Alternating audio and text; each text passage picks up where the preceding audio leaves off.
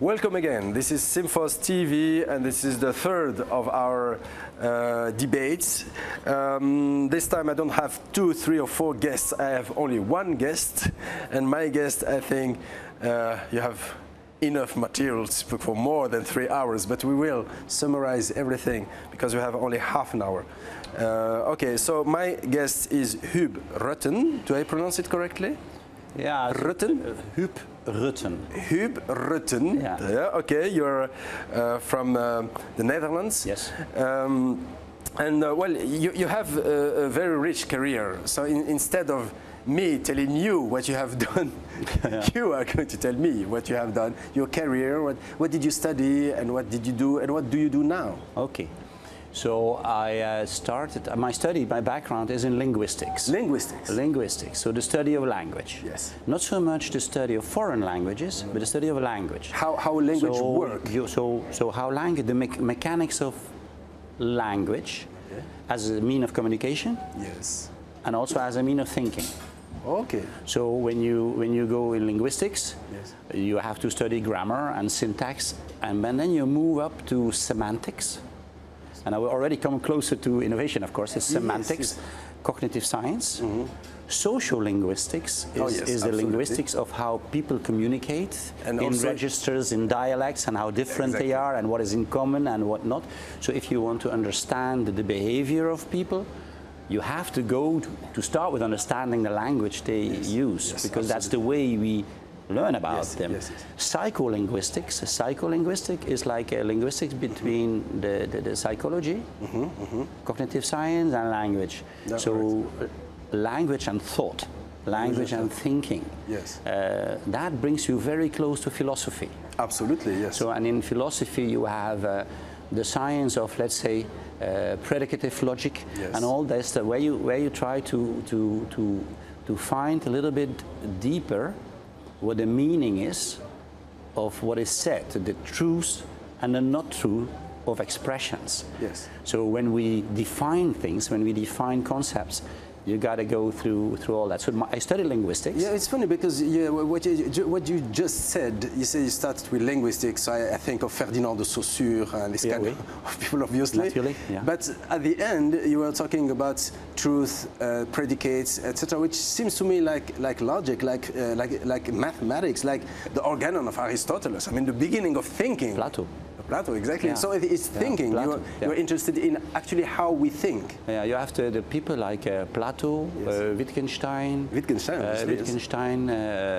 What can we say? Adorno. Adorno, yes. Adorno, and the modern philosophers, but also big authors like Goethe and Schiller and Shakespeare. Everybody, basically, the art is very much about what is the reality in what people say. Yes. Because in what people say you have, let's say, the words itself. Yes. But as you know, between the words there's a lot of space, and between the lines there's a lot of space. And in this conference, when you hear the word innovation, and when you hear the word innovation management, I can tell you, there is not one solid standard interpretation of that word in this conference, as you know. I tried yesterday because I had 4 guests, and I tried to have a definition. Obviously, we didn't come to one definition of innovation. But it's funny, just between brackets, because it's actually interests me a lot. I need to finish my introduction. I know. We'll be here in 3 hours' time. You said but it's interesting stuff. It's interesting because what you say, because you know, it's very it's not a French thing, because you're telling me that thinking about language, it's almost the philosophy of the 20th century, but it's very Anglo-Saxon, it's very English-American way of seeing philosophy. The French would tell you philosophy of language is just a little part of philosophy. Or I'm not completely mistaken. I don't think so. Okay. But it is in the naming. It's in the so in the Anglo-Saxon world, I would say that the study of language is very focusing on applications. On applications. An application, and the more you go to the east, also to the Russian psychology, for instance, the old Russian philosophy, it's more to the system. Well, and if you take my career from language through philosophy, then you come close to information science. And if you do information science, you come close to artificial intelligence. All right. And if you come into artificial intelligence, you come into information systems. Okay. And if you want to do information systems, you also have to understand IT. All right. Well, yes. to make that work, you have to understand business processes. So I moved from linguistic to information as the oil of business processes. Okay. And innovation management is a very knowledge-intensive, complex business process. And I would say I was a professor in linguistics, and then I was a professor in information science. Databases. I didn't know I knew about databases till somebody said, hey, you have to come and give a lecture about databases, because I was a semantics specialist. So I didn't know about IT. So you had to look at it. I had to look it up. But no, I'm not a specialist. Yeah, you are. No, I'm not. You are. And then I moved slowly but surely. You must know, the internet was still not there. Oh, right, yes. The internet was not there, so we were thinking in structured information. So when you want to support a process, you have to organize the language of the process. And organizing the language of the process is to support the collaboration between the people. Otherwise, you don't have clear information. When you have a database, when you go deeper in the database, it has to be very clear. Yeah. Because the computer is a stupid instrument. It can only understand one thing. Yes. So when you say, for instance, let me give you one small example. The word idea. Idea. The word idea. Which means form in Greek or something like that. Well, whatever it is, the word idea. The word concept. Yes. But let me go. The word return on investment. Yes. The word opportunity. Yes. All these, when you work with a company, and we work with more than 200 companies, we have to do the definitions. We have to build the lexicon. We have to build the terminology that will be used in their processes, standardize it a little bit, yes, while giving a lot of freedom, but standardize it a little bit, so that the database, in the end, contains data that can be reused. Yes. You cannot automate chaos. If you automate chaos, you have so-called automated chaos. I like this expression. You cannot automate chaos. You cannot, although in the chaos theory, yes, it is a system. You cannot automate that. Okay. You cannot automate chaos because information systems are too stupid. I see. They are not flexible. In the end, they are not flexible. Work with chaos. No, it's electricity. Yeah, it's not flexible. It is on or off. So that is. So I was then a professor at the European Institute of Public Administration for 3.5 years in IT politics. IT politics. Well, so in Europe there was. There is the liberalization of the telecom market, yes, for instance, is a political subject. Another one, privacy of data. How is it political? So the politics around the liberalization of the telecom market. Yes. The telecom market was first owned by the states. By the states. That's very now clear. you want to liberalize that. Yes. So that is a very difficult political thing, how to do that. It's happening today in Morocco. It's still happening. Yeah. That is a very, very important political game.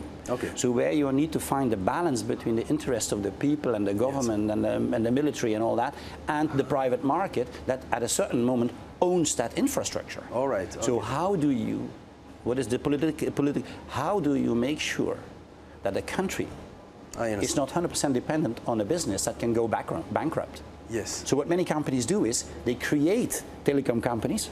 Okay. So you get public-private enterprises. Mm-hmm. And that is an example of IT politics. Another one, which is, I think, quite important, also in information management, is security of data. Oh, security of data, yes. So suppose you write an idea in my database. It's one of the many data in my database. Who is allowed to see it? Can it be used against you? So for instance, when we implemented our system last year in Bayer, the chemical company, the great chemical company, Bayer, yes. So we had to go through the Works Council to really agree the rules of what the company could see of the data of an individual in that company. Okay. So if you write ideas in a system, yes, you could say, I share to Facebook, share. The company will say, no. Okay. It's your idea, but I own it. Yes. You cannot share. I pay like you, that. it's also my idea. Yeah, IP is you, it's your IP, but it's my IP. That's what the company says. And correctly so, because they pay you to create that idea. Absolutely. So they will not let you free and say, okay, share everything, everywhere. So the sharing is controlled. Okay. So how do you share that? And that is a legitimate discussion that you would have also with the Works Council in the company. So information systems have all these aspects. I see. It's actually very, very rich topic. Before we come back to the content of the topic, you've said a couple of times, we've done this, we've done that, but who is we? Yeah, so who are we? In 93, 20 years ago, yes. I was talking about information and the oil for the processes. I always missed the software to do it. I always needed software to improve it.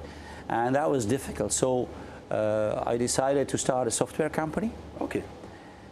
And consultancy company in one go, so that the software would be the transmitter of the good methodologies. So you develop methodologies of processes, and in this case we focus on innovation. We focus on innovation processes, and we create good methodologies for that, put them in the software, and we sell our software into companies, and by implementing the software in companies, we improve their processes. But before we come to that, who is we? What's your name? Yeah, the company is called Sophion. Sophion, how do you write Sophion? Sophion, S-O-P-H-E-O-N. Sophion. Sophion. What does it mean? What does it mean? I give you the name later, but it is a software company. Yes. Let me show this crowd. We have 120 people. Yes. We have over 200 big customers that we serve. I give you some big names: Pepsi Cola. Pepsi Cola, yes, big name indeed. Procter & Gamble. Well, Philips. Well, Bayer. They're the biggest. BASF. Wow. And so on. So we have 200 plus. You've been able to sell yourself to all these people? Sell the software and the company, because the company is 220 people. Yes. So we have a software product, which is like the SAP of innovation management. Okay.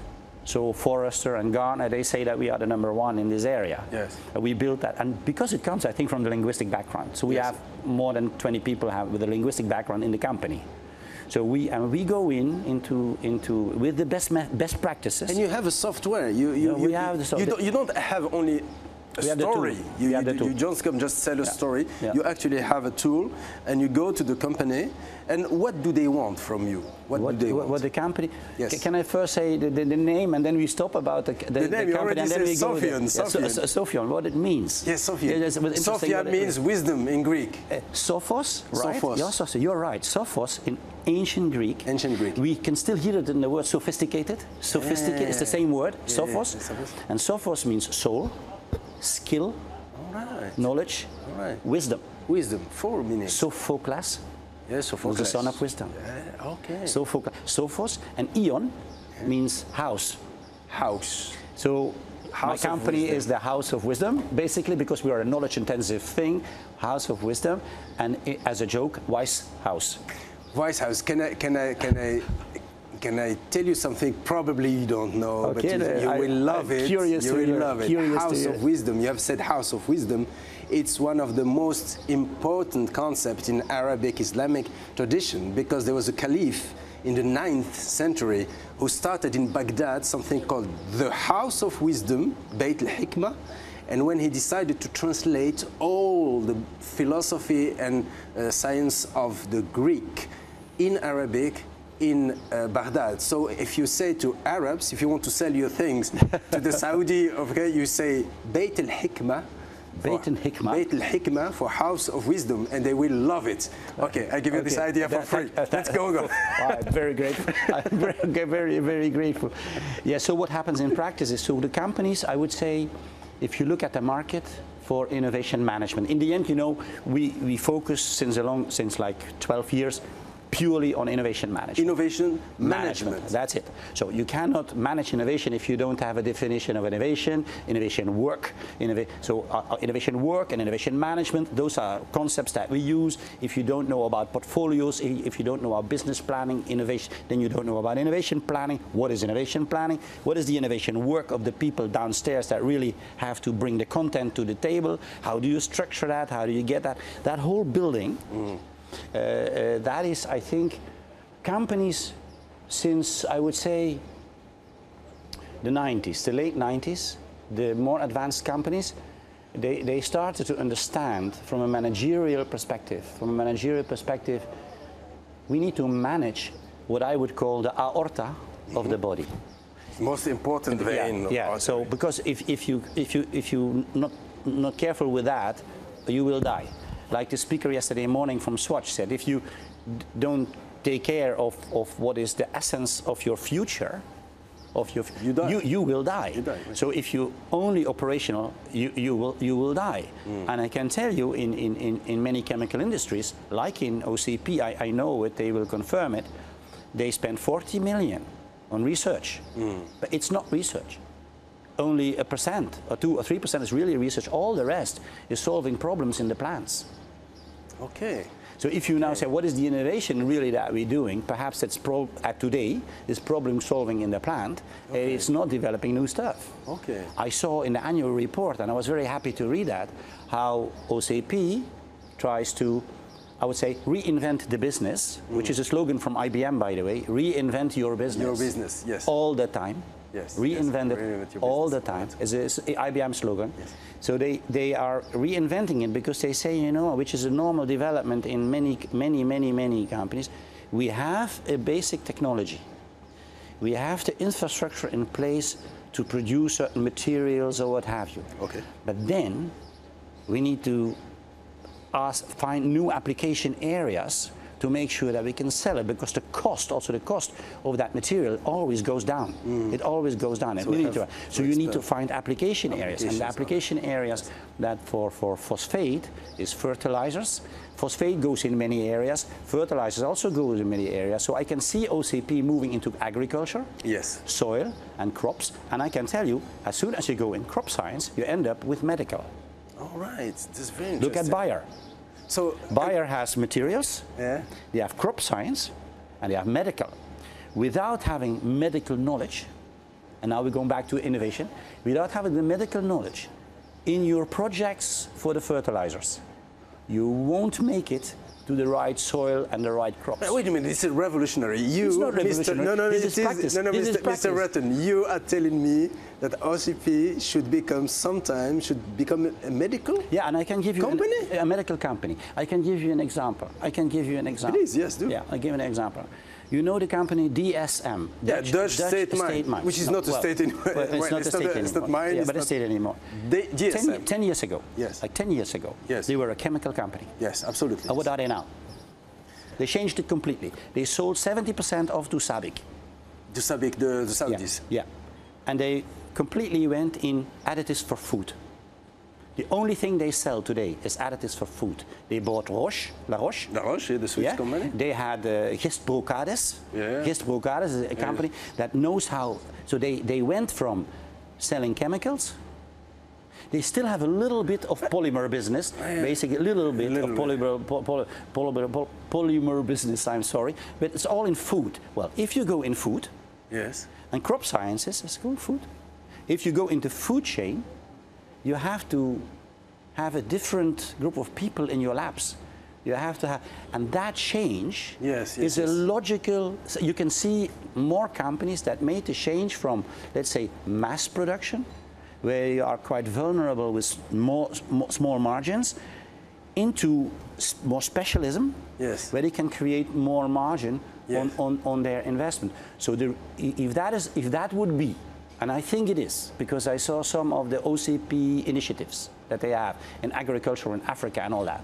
So when they really go in that direction, you will change, you will see 10 years from now, if they want to be successful, a different OCP than today. I want to invite you for a conference at OCP to tell this. But it's revolutionary. But you're absolutely right, because I happen to live in Holland, you know, and Dutch state mines used to be mines. It was coal. They were actually carbon, coal. They were, yes, they were actually mining coal. Yeah. Then they moved to gas, yes. And then they closed the whole thing, and then now they. Let me tell you another one, which is nice.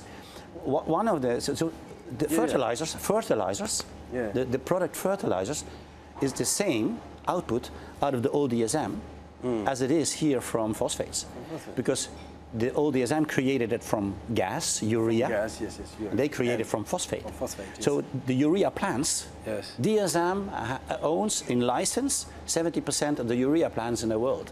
What? And they are also my customer. Okay, great. So they developed their new plant concepts in the structures of my software. So this is urea plants, fertilizer plants, yes. And how you design them and how you maintain them and what is the new things in there. So that is what's happening. So that will also happen, I think, for OCP. And now, because this is so interesting, now you understand why I am in this business. I understand why you're invested, but what you said about DSM, it's really a clear-cut case of reinvent yourself. Yes. So they have been reinventing themselves. Can you tell me, what's the link really between the story of DSM, for instance, because it's a fascinating story, and what you told me about OCP, it's also fascinating. If OCP is going to have the same transformation as this, is absolutely mind-boggling. It's very interesting. What is the role of innovation in that story? Where innovation happened in DSM? At which moment, can you tell innovation was at that moment very fundamental for DSM? I think, as a linguist, yes. I think it's the wrong question. Okay, so I stand corrected. Yeah. You can. Did you ever see innovation? Not lately. Can you take it? No, I can. You cannot. No, can you eat it? You cannot. No, you cannot. So if you ask me a question like that, I would say, okay, can you define it for me? And you cannot. I asked you to define it for me. Yeah. Like you define an idea. Yes. You know, an idea. Go to Plato, and Plato wrote his whole life about ideas. About ideas, absolutely. The point, what you can ask me is the question: what does this have to do with idea management, with innovation management? With innovation management. Innovation management. Okay. How exactly? So let me ask you the question. Yes, so please. The whole story of DSM, yes. And which for you could be a template for OCP in the future. Tell us, innovation management, which role did it play in that transformation? Well, first of all, innovation management is a combination of components that work together and that, how do you say that, enforce each other. Enforce each other. And it goes in so you have bottom-up thinking. All right. You have thinking from outside coming in, but and in a certain way it has to go into a vision.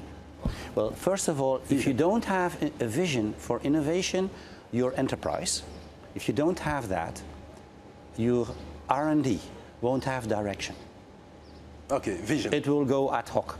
Okay. It will go continuous to do what we did last year, and we change one FTE from this place to another, but that's it. Solving little problems. So they are, and they can keep doing their thing in the labs and their thing for IP and all that. And if you analyze the IP of companies, you can see those trends. Let me go to the vision thing first. The vision.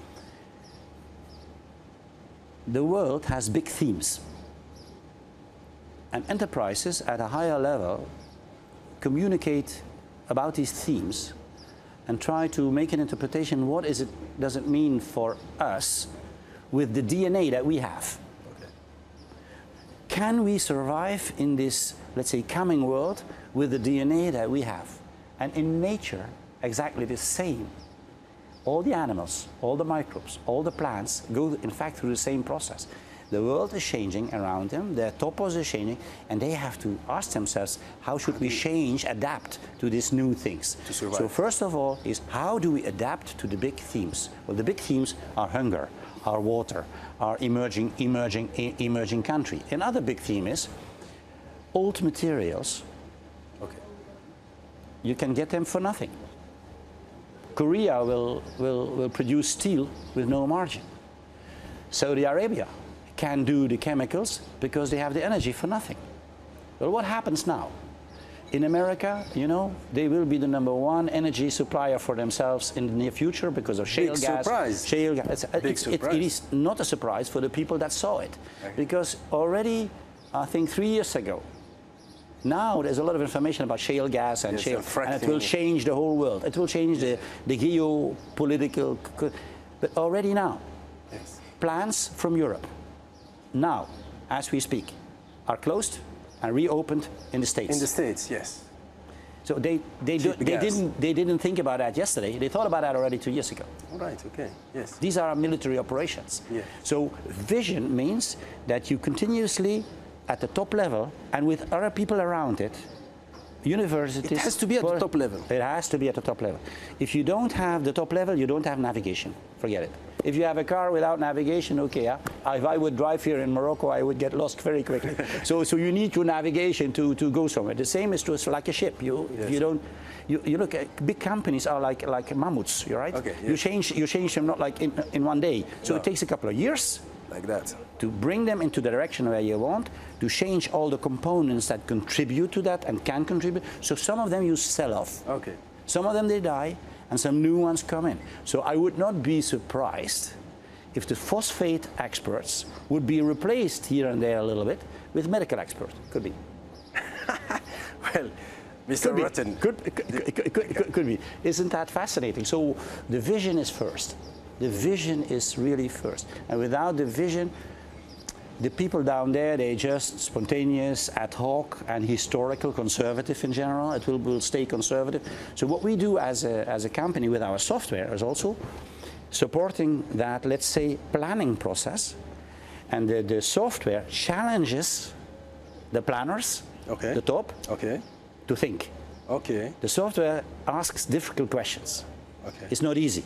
No. So it will ask you a question at that level. It also asks the question at a deeper level. So you are a researcher, or you are a marketeer, or you are a salesperson, and you see that something is possible, and here the word opportunity comes in.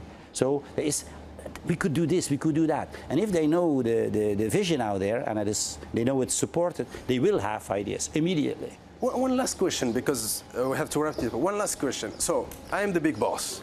By the way, am I talking the way you want me to talk or not? Just tell me, yeah? Stop me, yeah? That's wonderful, nice, really good. But suppose I'm the big boss. I have a vision. And I turn to you and you tell me, you have the software.